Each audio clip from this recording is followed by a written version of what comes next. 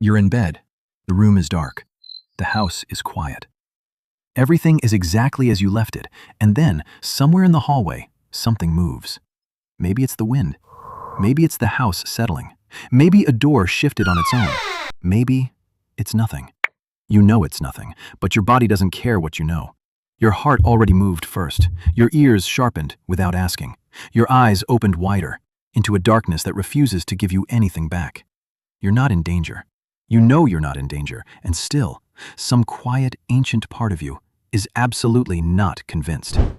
You've never been hunted. You've never slept without walls. You've never had a real reason to fear what lives in the dark. So why does your body still act like you have? Imagine one night, somewhere in Africa, roughly 50,000 years ago. A young man sits near the edge of a dying fire. The flames are low. The wood is almost gone. The circle of light is shrinking, and the darkness beyond it is getting closer. He can hear the forest, wind through grass, something small moving in the brush, the sound of a world that doesn't stop just because humans need to sleep. And then, a different sound. A branch, not the wind. A shift in weight, something breathing that's not him. He doesn't think. He doesn't reason. His chest tightens before his mind even forms a question. His hand finds a stick near the fire. He wakes the person beside him, without a word. They both go still. They listen. Nothing comes. The forest was just being the forest. But he's still here the next morning. And the ones who didn't tighten, the ones who heard that sound and decided it was probably nothing, who stayed warm and still and calm, they sometimes didn't get to make that decision twice. This wasn't irrational.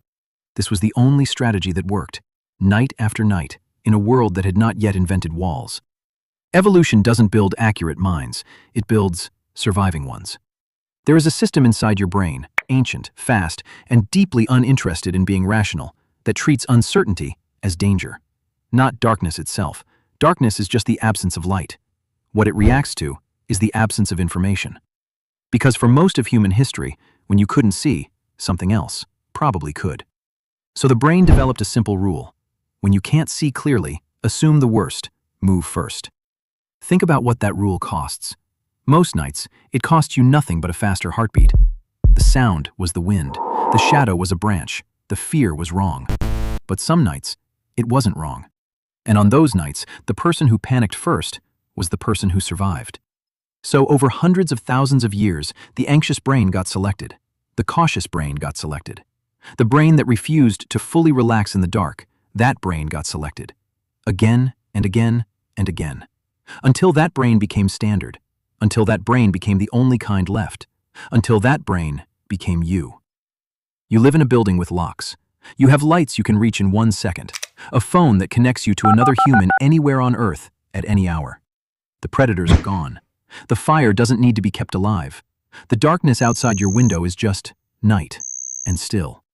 When the room goes dark, your body runs a program that is older than language, older than farming, older than the oldest story anyone has ever told.